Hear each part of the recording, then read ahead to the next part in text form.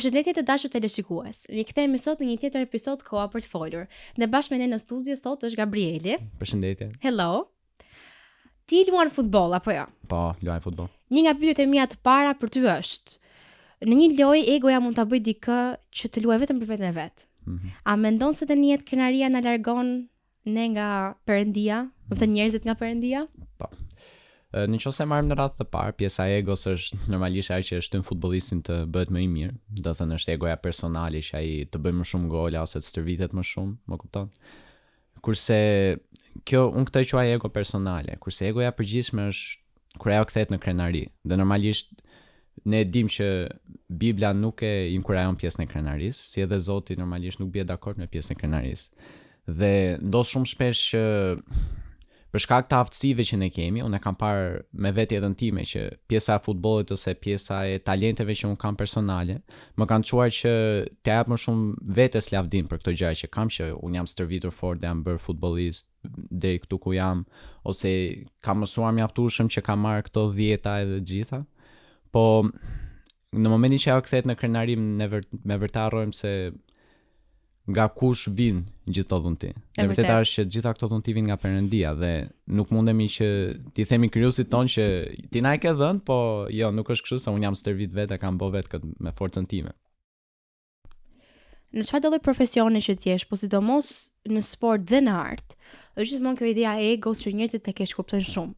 Dhe është bërë një trend tani në për media, në për Instagram, në për gjëra që jo po ego so high që unë bëj këtë, unë bëj atë, edhe e bëjnë vazhdimisht, por ka filluar është kthyer në një gjë që është shumë e pashëndetshme. Ego so high, nuk flas me familjarët e mi ose më disrespekton. Janë disa gjëra, domethënë që po të shohësh me sy të parë duke kështu, shumë, po janë shumë gabim. Edhe normal që ne kemi nuk po gjej një fjalë shqip përveç fjalës drive për gjërat që ne duhet të bëjmë. Po edhe uria, kështu, hunger. Po, ose willpower, domethënë vullnet që për gjërat që ne duhet të bëjmë, ama vjen një pikë edhe kjo kthehet në një krenari shumë të madhe sepse ti nuk di pastaj të kalosh midis limitit që un po bëj sepse duhet ta bëj, sepse dua ta shty veten që t'jap më të mirën time, dhe pastaj të bëhem krenar se un arrita këtu sepse un bëra këtë, un bëra atë, kam bërë këtë. Edhe njerëzit krenar ata njerëz që janë shumë të pamësueshëm. Një person krenar është një person i pamësueshëm. Ti nuk merresh dot, nuk e mëson dot një person që është krenar.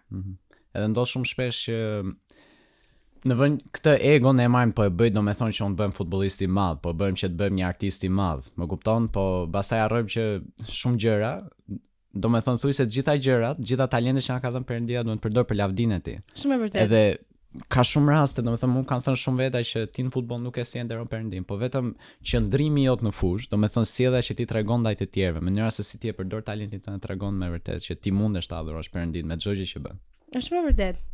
Kur një lojtar kritikohet vazhdimisht, është e lehtë ta humbasësh besimin te vetja, edhe zakonisht njerëzit prandaj thonë që egoja të ndihmon sepse nuk humbet besimin te vetja. E ka shumë teori që njerëzit nxjerrin përgjithësi për egon. Si të mos ta humbasësh besimin te vetja, po të njëjtën kohë ta ruash atë, ta mbrosh veten nga ajo egoja, krenaria e tepërt. Unë në fakt gjatë gjithë jetës time kam pas të problemin që kam dashur gjithmonë që njerëzit të më japin fjalë të mira. Kjo është, domethënë, po të më thoshte profesori ke lut mirë këtë lojë, lojtare mirë, jam lojtar i mirë. Nëse më thoshte gjyshi për shembull që ti ke lut keq këtë lojë, unë luajta keq, nuk jam lojtar fare, më kupton? Edhe pjesa e kritikimeve normalisht e ndikojnë te psikologjia e njeriu. Mendojnë në çdo gjë, po është fakti që disa persona din ta tolerojnë, din cilat bëjnë filter, kurse disa të tjerë i marrin të gjitha. Unë për vete kam qenë një nga këta lojtarë që i merrte të gjitha kritikat edhe i merrte të gjitha shumë personale. Edhe këtë çoja në një lloj mërzitje, në një lloj inatosje. Edhe unë me këtë logjik në fakt thash që po të bëhemi çik, po të kemi çik ego, çik krenari, ndoshta nuk do duket kjo pjesa. Dhe shpesh herë kam dalë ndesh edhe kam bërë përballje me njerëz, nën egoja ime kundër egos atij personi. Edhe në një betejë egosh është e vërtetë që nuk ka asnjë fitues, sepse thjesht nuk do ketë asnjë lloj dalje, do ketë thjesht ndjenja të prishura, ndjenja të thyra, e kupton? Dhe unë mendoj se e vetmja mënyrë se si ti mundesh mos ta kthesh këtë pasiguri në dëshirë për ego, dëshirë për krenari, është duke kuptuar që paçka se unë këtë i thosha vetes, që paçka se çdo gjë që mund të thonë njerëzit e tjerë ose çdo gjë që mund të thotë profesori, shokët e ekipit e të tjera do të kujtosh gjithmonë se do të kënaqesh. Do të thënë ti e ke nis atë gjë për të kënaqur. Po, më kupton? Si pasion, si dëshirë. Si pasion, ti e ke nis futbollin për të kënaqur. E ke nis e luaj ke lagja me shokët e tu. Dhe aty nuk është se kishte një që të kritikote, dhe ti luaje maksimumin tënd. Dhe është e vërteta që në momentin që ty vazhdojnë kritikat, vazhdojnë që ti marrësh personale, ti nuk jep dot maksimumin tënd në fusë, sepse gjithmonë duke menduar mos bëj gabim. Por vërteta është se në çdo aspekt të jetës, qoftë në art, qoftë në punë, qoftë në sport, qoftë në arsim, ti do bësh gabime. Po ama ato që mbajnë mend nga kjo janë çfarë ato ti bën më mirë. Domethënë janë momentet vendimtare. Dhe shumë veta e kalojnë këtë sprov dhe më pas unë tani jam super lojtar, kjo po kthehet në krenari. Dhe prap kthehemi tek e para që ti nuk e ke marrë vetë këtë talentin, ti nuk e krijuar vetë, këtë talent ta ka dhënë Perëndia. Dhe nëse ti fillon me për kod edhe unë tani ty vetë janë shef, themi ne, po. Po, ti çik vetë janë shef. Mendoj se në të gjitha fushat është normale që duhet t'i japësh vetes një wake up, se this isn't you. Po, unë në fakt nuk kam pas gjithmonë të kundërtën. Mua më janë thënë shumë kritika. Do më thënë mua të paktën në art më thonin dëgjoj se kjo kështu, dhe ka qenë një periudhë në jetën time që më thonin ka shumë kritika, sa më vërtet mendoja që isha shumë kot. Dhe apo unë s'jam gjë, do më thënë po unë nuk është se. Dhe në atë momente mu desh të kërkoja Zotin që të dua të di identitetin tim në ty. Dua të jem rahat me ty. Nuk dua të interesojnë se çfarë thonë të tjerët, dua të jem rahat me ty. Dhe në fakt personi do më thënë, sepse ne gjithë kemi pedagogë, gjithë kemi trajner, siç keni ju trajner dhe ne kemi trajnerët tonë. Dhe personi në fjalë donte vetëm të mirën time që unë të shkoja sa më mirë. Dhe me thënë të vërtetën unë dhe po të ma thoje një fjalë të mirë, unë nuk ta merja, thoja shumë faleminderit, e vlerësoj shumë, mund të më ishte shumë bukur për momentin, por nuk është ta merja për bazë. Po. Do të thënë faleminderit që ma the, po unë do shkoj te shtëpia, do kthehem aty dhe do fillojnë gjitha gjërat nga fillimi. Dhe mundesh të merresha me veten që mos i fut gjitha fjalët me një thes. Mëso të kesh filtra, mëso të dallosh, mëso që të mos të prekesh, mos të ndikojnë gjërat e njerëzve.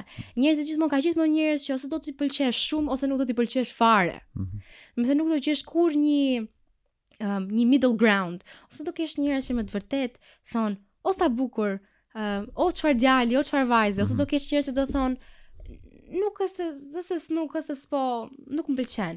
Kështu që në atë moment mundesh të rregulloja gjërat me veten dhe të thoja që filtro ato që duhet të filtrosh, nxjerr mësime nga këtu, mos i kaq e ashpër ndaj vetes. Dhe unë kisha një gjë që unë isha shumë e ashpër ndaj vetes. Dhe nëse të tjerët unë dënoja veten. Le të mos më thosh të gjë njëri kritika, ti e bëre këtë, ti e bëre atë, dhe kuptova që kjo ishte krenari e fshehur. Me thënë të vërtetën.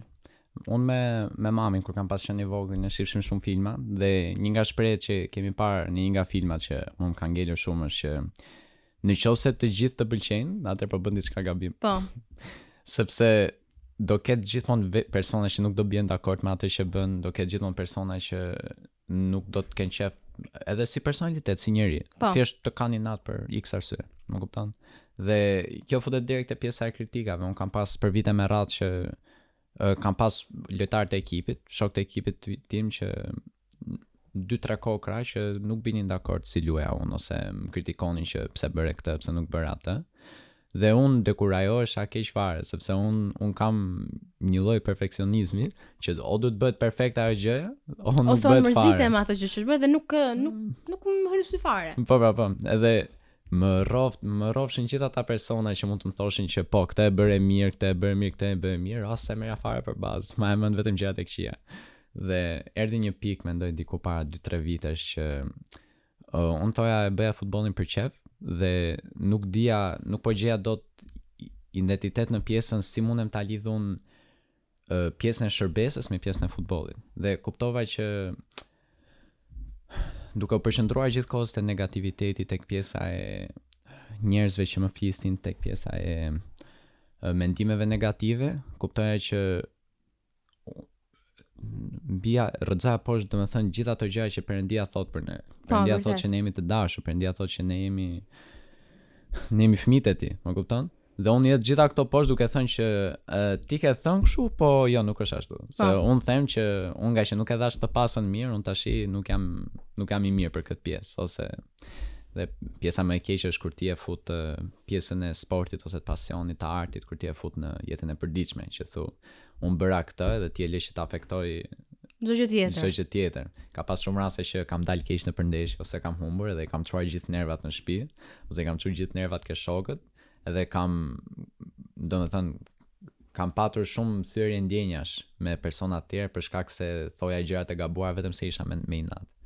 Edhe është kjo kontrolli i egos, i krenarisë, i çdo ndjenje negative që ti ke, që të dish ti filtrosh. Vërtet. Edhe të dish që çfarë të çosh në shtëpi dhe çfarë të lësh në fush. Arsyeja pse un kam qesh që po ta lidh me artin, sepse po ta shohim dhe sporti dhe arti, megjithëse nuk janë të njëjta disiplina, janë shumë ngjashme me njëra tjetrën. Edhe njerëzit thonë se ti po lun futboll, po nuk është vetëm aq. Njerëzit thonë se ti po i bëj violinës, po nuk është vetëm aq. Ka shumë thellësi brenda kësaj se sa vetëm një person që mund ta shohë me sy të lirë që thotë, "As se po lun futboll." Ata nuk e kuptojnë presionin që ka, ata nuk e kuptojnë, domethënë se sa shumë punë, trajnim, edhe ti duhet të jesh, unë e them gjithmonë, nuk mund të jesh një muzikant i mirë, po nuk je një njerëz i mirë. Po. Të rroft muzikaliteti, talenti, orët e punës që ke bërë, nëse nuk je një njerëz i mirë, nuk mund të jesh një muzikant i mirë, dhe nëse nuk je një njerëz i mirë, në jetën kohë nuk mund të jesh një sportist i mirë. Nuk e bën dot. Dhe ka shumë njerëz që kalojnë një thyrje identiteti, prandaj është kaq e rëndësishme për mua ta gjejmë identitetin te Perëndia, kalojnë një thyrje identiteti sepse në momentin që u hiqet nga dora arti, sporti, në momentin që ti një futbollisti ja heq nga dora futbollin, ai ndjet unë s'kam asgjë tjetër në këtë jetë sepse çdo gjë e ka ndërtuar mbi futbollin. Dhe në momentin që ti larg qoftë të thyet një këmbë, të thyet një dorë, ne jemi shumë fragile. Ja një gisht të thyet ose një këmbë, të ndrytet këmba ose të del gjuri vendit, është një gjë që është më shumë zarar, pra kushton shumë. Dhe njerëzit në momentin që ajo gjë i hiqet, në momentin që një muzikant i ti heq artin, në momentin që ti një sportisti heq atë sportin që ai po bën, ata shkatrohen dhe ti sheh që një person që dukej sikur çfarë personi ishte, në fakt nuk është asgjë sepse nuk ka punuar asnjëherë me vetën e vet. Nuk e di se kush është në Perëndi, nuk ka atë identitetin. Ndërsa unë sot jam kaq rehat në identitetin tim me Perëndin sa mua vetë ma heqësh mua nuk më bën përshtypje. Unë e dua, po kam mësuar ta trajnoj veten time që këtu janë limitet e shëndetshme, këtu janë limitet që nuk kalohen. Dhe diferenca midis të duash që të bëhesh mirë dhe diferenca midis unë kam krenari dhe ego. Unë nuk i bëj gjërat për të tjerët. Kam heq dorë, ka kohë, më kupton? Ndash të pëlqej ty, ndash mos të pëlqej ty, unë do e bëj sepse do Elena ta bëj, dhe sepse ka marr mandat nga Zoti që do ta bëj. Edhe gjërat nuk janë gjithmonë kaq bukur sa ç'duken. Ne shohim ndonjëherë në muzikë që ti dikush mbaron koncertin dhe ne shkojmë i themi bravo, shef ato lulet që merren fund, ama nuk ka qenë gjithmonë ashtu. Ne shkojmë në ndeshjet futbollit dhe aman o Zot, në qoftë se grupi fiton, ne çmenden njerëzit, po në qoftë se grupi humb, është e njëjta gjë, po thjesht e kundërta. Po. Dhe nuk është gjithmonë gjëra aq bukur sa duket, ka shumë thellësi dhe ka shumë histori që ndodhin prapas skenave. Përgjithësisht asaj që po them më përpara, pjesa e karakterit në pjesën e futbollit, zakonisht kur pyeten trajnerët e mëdhtë të futbollit, domethënë lidhje me transferta që kanë marrë ose lidhje me lojtarë që kanë vetë, e kanë vënë që nuk fillojnë asnjëherë që është futbollist i mirë. Fillojnë gjithmonë, çfarë mendon për X lojtar është djalë fantastik, ose është djalë problematik, ose mund të jetë çfarë do lloj. Do të fillojnë njëherë me karakterin, sepse e rëndësishme për jo vetëm për veten tënde, se kishe shumë drejt. Ishte për veten tënde, po edhe për personat e tjerë. Në persona që në vërtet kuptojnë nga arti dhe kuptojnë nga sporti, është edhe personi me cilin ata po bëjnë. Si një person, një trajner nuk mundet që të punoj me një sportist, nëse ai nuk është i gatshëm të punoj. Po. Më kupton? Sepse futemi prapë te pjesa e egos, që ke shumë lojtarë që kanë aq ego, sa që po ti thotë diçka trajneri, nuk kanë ndërmend fare ta dëgjojnë dhe nuk ecin dot përpara. Është ta gjë edhe me pjesën e muzikës. Nëse një artist thotë po unë i di mjaftueshëm mirë këto, ti nuk e çam më mëson mua, që mund t'i thot pedagogut, atëherë ai pedagogu nuk ka pse të merret me atë, më kupton? Po, është e vërtetë edhe kjo pjesa e të gjitha lavdërimeve që marrin futbollistët, si edhe të gjitha dekurajimeve që marrin futbollistët. Jo më larg se javën e kaluar neve kishim ndeshje jashtë Tiranës dhe na kanë përzën me gura nga stadiumi, do në duke na edhe gura, dhe kupton domethënë që në qoftë se ata të dekurajon ose thon fjalë jo të mira, e kupton që ti po dekurajon veten dhe po dekurajon moralin tënd nga persona që nuk po japin dot atë minimal kulturë që mos të hedhin gura, kupton? Shumë gjallë. Dhe më ka ndodhur shumë shpesh që ty të vinë lulet, po ama ato lulet janë vetëm një moment, janë vetëm një gjë, dhe nuk shohin çdo gjë që ka ndodhur mbrapa sken, siç e the edhe vet, nuk sheh gjithë punën që ka shkuar, gjithë djersa, gjithë gjaku që ka shkuar për atë gjë. Edhe është shumë e lehtë që tifozit të vinë në një ndeshje ose të vinë në një recital, një koncert dhe thotë, ti se bëre mirë këtë ose ti se bëre mirë atë, kur ata Shumë kollaj të kritikosh. Po, është shumë e lehtë kritikosh në përgjithësi, sepse thua unë e bëj më mirë, po e vërteta është se do të fusësh a mjaftueshëm punë edhe gjithat zell, nëse ti nis nga zelli. Do të fusësh zellin, do të fusësh punën, dëshirën që pastaj të dalin ato lule të fund. Edhe shumë veta arrin të kritikojnë lehtë sepse nuk janë të gatshëm për të futur atë punë. Edhe futemi përsëri te pjesa që ato talente që na ka dhënë Zoti, ato talente neve t'i ushtrojmë, që se është e lehtë thua shumë po e bëj këtë që po e bëj me zemër për Zotin. Edhe është plotësisht në rregull, po. Unë për vete kam dashur gjithmonë që t'jap 120% Zotit. Do me thënë në çdo dhunti që kam, qoftë në kitarë, qoftë në pjesën e futbollit ose në pjesën e këtyre dramave të vogla, është do me thënë duaj që t'i ushtrojmë sa më shumë që t'jap 120% që ato dhunti që kam të mundem t'i shfrytëzoj në maksimum për të. Më pëlqeu ajo gjëja që thënë në fillim kur pyet trajnerët e mëdhenj në fillim për lojtarët, dhe askush nuk thotë se është futbollist shumë i mirë. Të gjithë njerëzit që janë mund të them në majat e artit, ka përjashtime, janë njerëz shumë të përullur. E në majat e sportit, më thënë janë njerëz që janë sportista shumë të mirë, janë njerëz të përullur. Vjen një muzikant nga jashtë i papar, ti e shef dhe është njeriu me këmbë dok. Dhe pastaj vjen dhe sheh këtu ca të tjerë që sillen sikur kanë çliruar këmbën. Po. Ndërkohë që ti në fakt thjesht a mund të prish pak filmin, thjesht i bën një instrumenti. Thjesht luan një sport. Okej, nuk është kollaj, po kaq bën. Më kupton? Nuk është nevoja dhe dhe janë pikërisht ta njerëz që kanë një ego shumë të smur që asnjëherë s'ecin përpara, sepse një person që nuk është i vullnetshëm siç të mësohet, nuk mëson. Nuk e për të mësuar. Çdo që vjen në radhë dytë. Ti mund të jesh shumë i talentuar, ti mund të jesh shumë i aftë ta bësh, ti mund të kesh një kapacitet shumë të madh, ama në momentin që ti, zysha ime thot gjithmonë, 90% punë, 10% talent. Po. Nuk ka rëndësi dhe ka qenë gjithmonë me një mendësi, ne kemi pasi mendësi arti e ka përgjithësi, o je numri 1 o nuk je asgjë. O je numri 1 o nuk je asgjë. Dhe unë një periudhë kohë, domethënë, i thoya vetes time, desha që ti merra gjërat në perspektivë, desha që ta kisha këtë drive-in e je numri 1 ose nuk je asgjë, po të njëjtën kohë ti mbash gjërat në balancë, sepse në fakt ka gjithmonë një person që do jetë më mirë se sa ty. Që është më i talentuar se sa ty, që është më i bukur ose e bukur se sa ty, që ka më shumë lekë se sa ty, ka më shumë trajnera, pedagoga, mësues sa ty, ka gjithmonë një person që ka më shumë. Po çka ke bë ti me atë talent që ke, ato mundësi që ke? Është si puna e talentave që dha Perëndia në Bibël. Njëri mori 1, tjetri mori 5, tjetri mori 10. Nëse ti menaxhon ato tua, ka gjithmonë një person që ka më shumë. Po puna është si menaxhon ti ato që ti ke ti në zotrim. A do e shkëmbesh që ta bësh më shumë apo do e varrosësh në tokë? Apo do e lesh në vend numra. Dhe unë kam thënë Zotit që kur unë vi përpara teje, të paktën në aspektin e violinës, më që po flasim për këtë aspekt, unë dua që të vi para teje dhe ti kem bë të gjitha. Ti ma dhe si talent, unë e trajnova. Ti ma dhe unë e bëra. Dhe ti jem kaq rehat dhe kaq lirshëm me këtë gjë sepse jam okay, jam rahat me veten. Punë e madhe çfarë thon të tjerët. Do të japësh kritika, jepi nga mëngjesi deri në darkë, do unë dëgjoj. Unë jam person që unë i vlerësoj kritikat. Nëse ma thua, të faleminderit që ma the, e marr, e kontrolloj veten dhe e mbaj. Dhe një tjetër kohë jam person që nuk gjykoj shumë shpejt sepse ma kanë bërë këtë gjë dhe di që domethënë të gjykosh një person shumë hase po ai se bëri, po ti e di. Unë jam personi që në i bërë me nerva kur shoh futboll. Do thosh ti pse? Sepse njerëzit e gjykojnë kaq kollaj lojtarët dhe unë gjithmonë kthehem dhe bërtas dhe i them, a nuk e di ti që ai është kaq shumë presion në këtë momente, ka një stadium plot me njerëz dhe i fillojnë i shajnë lojtarët në mënyrë të tmerrshme dhe unë acarohem. Domethënë në vend që ta shijoj futbollin, unë acarohem.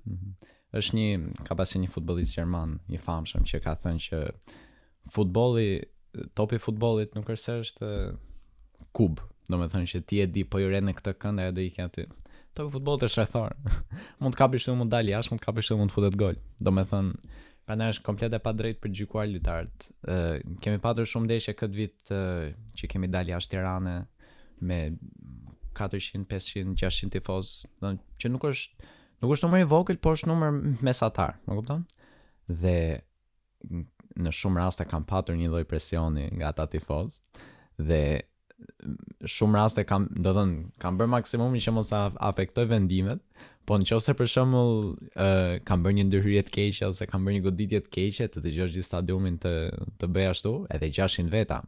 Dhe prandaj kur shoh futbollin dhe dëgjoj dhe shoh persona, domethënë lojtarë që luajnë në stadiume me 60.000 veta, 100.000 veta, edhe imagjinoj nëse do bënte një goditje gabim, 100.000 veta duke broritur kundër teje. Edhe imagjinoj ça presioni, më kupton? Ça lloj dekurajimi duhet jetë për lojtarin që edhe ça lloj stresi të krijon. Pra shumë stres i keq. Dhe njerëzit është e vështirë të funksionosh kur jenë në presion. Po. Tani ti mund ta trajtosh veten dhe shumë njerëz thonë, unë në presion, unë shndërri, unë shkëlqej. Dhe me thënë të vërtetën mund t'ja dalësh, por nuk shkëlqen. Ta garantoj unë që nuk shkëlqen. Ti shkëlqen kur je në një ambient që nuk është presion. Okej, ke mësuar veten, unë dhe presioni eci mirë me një. Jo, nuk është e vërtet. Ecni, po nuk shkëlqeni. Ka një diferencë këtu. Unë mbaj mend jam masaruar kaq shumë kur u futëm në Europian, që dhe jam asaruar kaq shumë që kishim ndeshje me Italinë, me Anglinë dhe dhe mërzitesha, domethënë i tha vetes time, Elena mos u mërzit sepse i shanin lojtarët në një farë mënyre që unë thoya po dëgjoj se njeriu është gabon, e kupton, mos e merrni kaq personale. Po. Dhe ne e dim që futbolli kur vjen, nëse është një sport që njerëzit mund të them në thonjza çmenden, është futbolli. Është futbolli, saktë, se mos shqiptarët, europianët përgjithësi. Po. Vdesin për futbollin, është e vërtet se më kujtohet kur kemi pa europianin atëherë, nëse shkon në një kafe ose në një zgar di kanë qef këta futbollin, nëse shkon aty edhe rri me gjithë ata burra aty, me gjithë ata fëmijë, gjithë ato persona, fillon një lloj kori aty, domethënë duke shar, duke ashtu lojtarët edhe ti e domethënë përse, domethënë pse liat të punë. Ai nuk të dëgjon, po thjesht ideja, domethënë që ai po del aty, ka sakrifikuar gjithë ato orë. Edhe po dha një pas gabim ai, fillojnë të gjithë. Po ja marrë mira, jemi të gjithë njerëz edhe vetë, të gjithë me gabime. A kërkon kjo të kesh një lloj ftohtësie, sepse gjithmonë duhet me gjetë një balans, ti je i ftohtë që të mos të bëj përshtypje, por në njëjtën kohë të mos jesh aq i ftohtë sa të jesh domethënë të bësh jetën e vërtetë, që ke të bësh me njerëz, dorë parë, të bësh përsa si të cop akulli. Domethënë duhet të jesh i ftohtë që të mos të bëj përshtypje, por jetën kohë duhet të jesh edhe njeri që nuk e di, më kupton? Të kuptoj. Është unë për vete kam tentuar që të krijoj një lloj Gabrieli tjetër në jetën e vet, një Gabriel tjetër në fushë. Pse? Sepse në fushë mua do më duhet të jem pak më agresiv. Domethënë me ndërhyrje me të gjitha. Mua në fushë do më duhet të jem shumë i ftohtë ndaj zërave të personave të tjerë. Mua në fushë do më duhet të jem më i pasionuar për fitore, më i pasionuar për atë sport që po luaj. Më kupton? Kurse Gabriel dhe prapë punemi te pjesa që duhet diferencojmë jetën tonë në sport, domethënë ato që ndodhin në fushë dhe mos i marrim me vete për në shtëpi ose mos i marrim me vete në shoqëri ose në kish, më kupton? Në shkollë, në punë. Në shkollë, kudo. Kjo është ideja dhe un kam tentuar që të krijoj duhet të jesh patjetër i ftohtë, sepse siç thash, nëse shkon në stadium dhe luan me edhe 20 veta atje, un kam pas shumë raste që ka pas plot tifoz që kanë bërritur kundër meje për X gjë ose Y gjë që kanë bërë. Dhe më është dashur që të tregojmë i ftohtë plotësisht, sepse në momentin që ti e humb kontrollin, ti një nuk luan mirë, dy mundesh që të dënohesh, të pezullosh, dalësh jashtë neshjes dhe ti merr mqaf ekipin, më kupton, sepse një lojtar më pak është po edhe nuk jep atë shembullin e Krishtit në fushë, më kupton, se përmenda edhe më përpara që duhet jemi shembuj të Krishtit, duhet jemi dritë aty në fushë. Dhe në momentin që ti në thonë sa bie në nivelin e asaj që kërkon ajo fushë në atë moment, ose të atyre që po të flasim në negativitet në fushë, është komplet në kontradikt me atë që ti beson, me atë që ti po predikon, në thonë sa, me atë që ti po ndan. Dhe pastaj Gabrieli jashtë fushë është person komplet tjetër, se Gabrieli jashtë fushë ti e di që ka qef të flasë, ka qef të komunikojë me njerëz, nuk është fare kjo pjesa ftohtësisë, i merr gjërat me lento. Po mendoj se është e njëjtë edhe me pjesën e violinës, që është e bërë nevojshme që të krijosh një lloj ndryshimi. Për mua është, unë nuk e krijoj këtë ndryshim, unë jam e njëjta gjatë gjithë kohës. Dhe kjo nuk ka qenë lehtë, por unë kam vendosur që unë nuk do ndryshoj për asnjëri, dhe unë do jem kështu, është e njëjta Elen që është tani, është e njëjta Elen që është në skenë, është e njëjta Elen që është në shtëpi, është e njëjta Elen. I kam thënë vetes që unë dua ta inkorporoj veten time dhe atë që unë bëj, kudo që unë shkoj. Dhe në qoftë se unë e bëj këtë gjë në skenë, patjetër që ti duhet të kesh një farloj filtri, një farloj kontrolli, ty dish të kontrollosh emocionet e tua, nëse nuk di të kontrollosh emocionet, mbytesh. Dhe mbytesh fuqishëm. Domethënë në spektakël. Dhe ty dish të kontrollosh emocionet e tua, që ta mbash veten në kontroll, por të njëjtën kohë në muzikë, sepse në sport funksionon ndryshe, në muzikë duhet t'japësh një anë shumë vulnerable të vetes tënde. Se nuk po gjen një fjalë në shqip. Dhe duhet ta gjesh, duhet ta japësh atë anën e vetes tënde që ti je kaq vulnerable, që ti përcjellësh publikut diçka, por në njëjtën kohë ti je pak e ftohtë ndaj mendimeve të tjerëve. Pra do gjesh një balancë me veten. Nuk mund ta ndryshosh veten, sepse pastaj do japi hap shumë jo po kështu këtu, jo po aty, bëhet pak lëmsh situata. Në vend që ti jesh, unë jam kjo këtu dhe unë vendos që do ju jap pak nga vetja ime sot në këtë gjë që unë do ju luaj. Ndërsa në sport pastaj është unë jam marrë me sport, unë futbollin e kam pas shumë qejf, me thënë vërtetën. Unë kam dashur të futesha dikur te grupi vajzave, Sivi, po. Ka ekip femrash, po.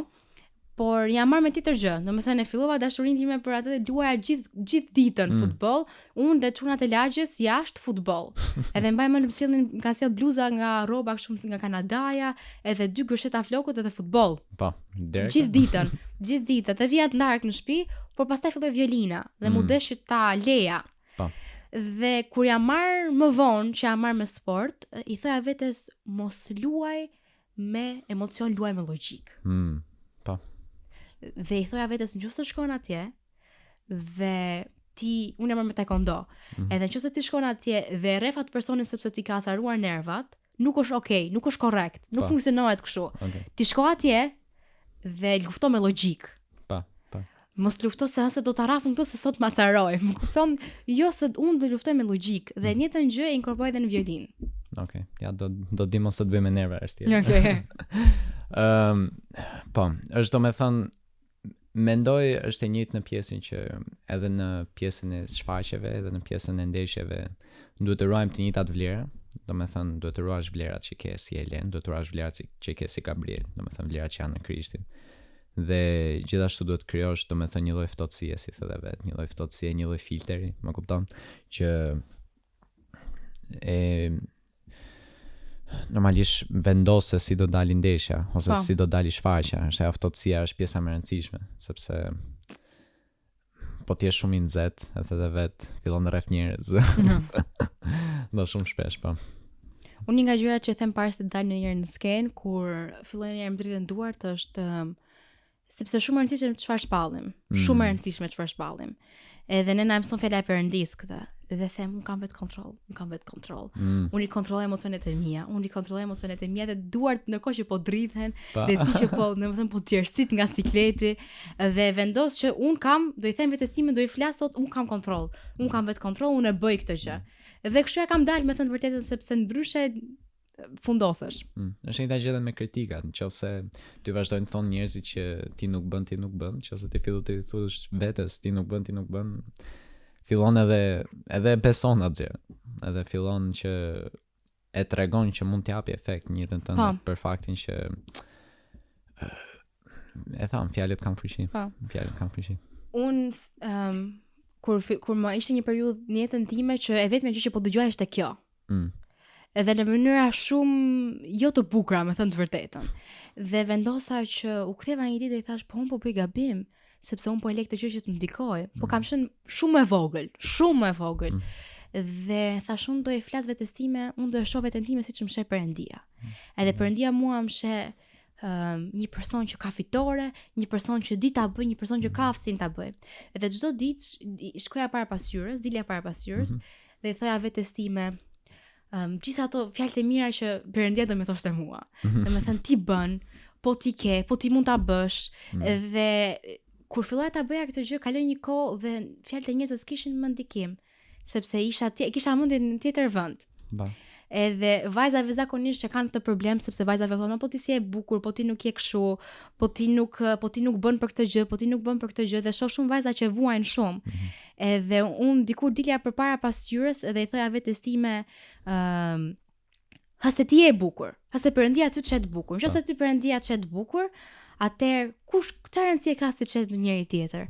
Dhe prandaj thash që ka që rëndësishme që të kemi identitet në Perëndin, se po nuk e di të kush janë Perëndin, këto gjëra do të fundosen. Ne shohim njerëzit që janë art dhe në sport janë disa nga njerëzit, mund të jenë disa nga njerëzit më të mirë, ama mund të jenë disa nga njerëzit më të këqij që ke takuar. Po. Mam ka ndodhur kur jam pas qenë i vogël që dilja luaja në lagje me çunat. Mam ka ndodhur shumë raste që më pullizonin edhe në pjesën fizike edhe në pjesën emocionale. Dhe ishte shumë dekurajim për mua sepse është e ashpër që të dëgjosh ato fjalë nga shokët e tu, nga ata që ti mendon se janë shokët e tu. Dhe ajo ishte mendoj pika ime thyerjes që unë kuptova që nëse unë vazhdoj dhe varem pas fjalëve të këtyre, nëse varem pas veprave të këtyre, atëherë nuk do mundem asnjëherë që të eci përpara.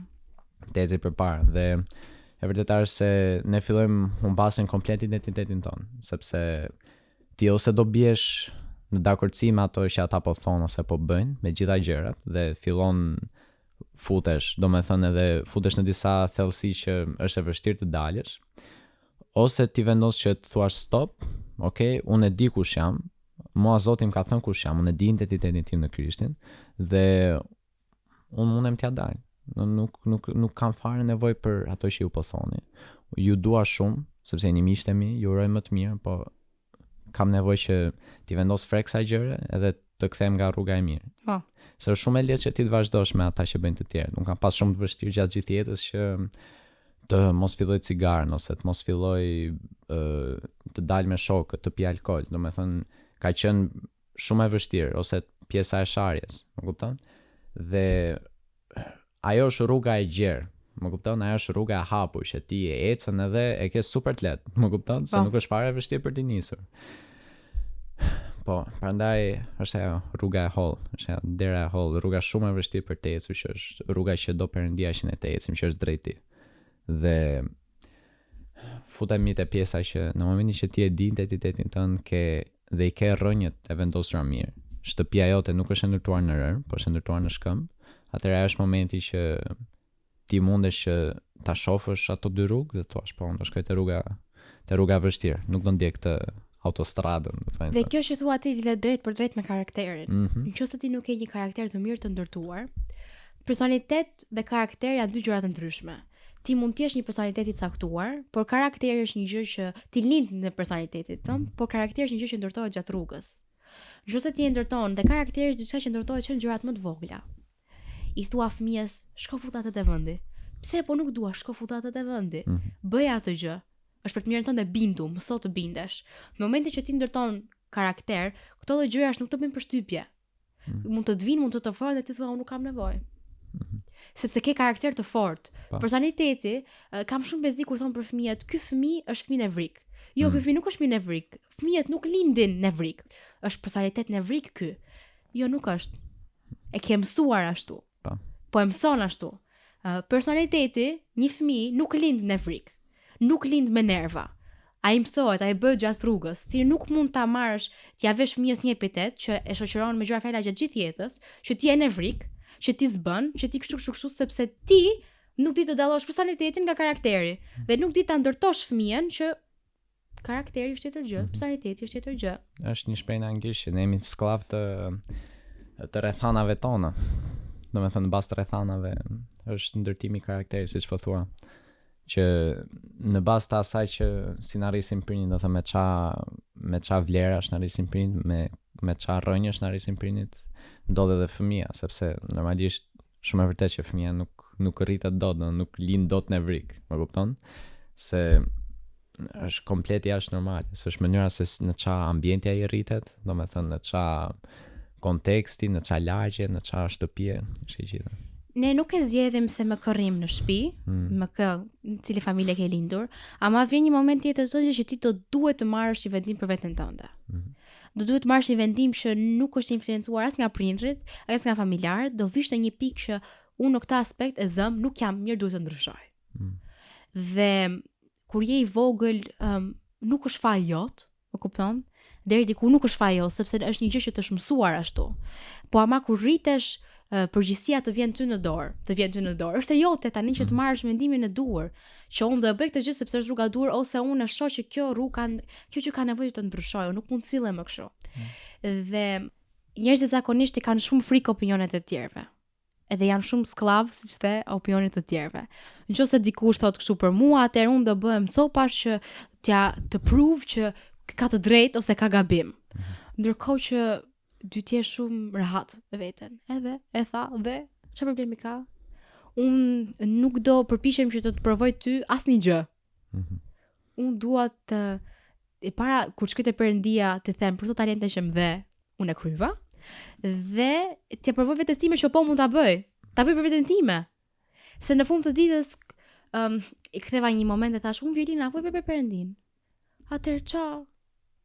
Le thonë njerëzit çfarë të duan, më kupton? Sportin apo e bëj se dua. Pse ti ndonjëherë i marrim gjërat dhe i bëjmë shumë të thella. Të kuptoj. Është kur e fund thellësi, kur e merr personale, siç e kam pas marrë unë, domethënë krijon një lloj shkatrimi emocional që ti futemi prapë te pjesa që fjalët kanë fuqi. Nëse ata ta thonë edhe ti fillon e beson, ti fillon ja thua dhe vetes, edhe fillon e beson dhe vet totalisht, më kupton?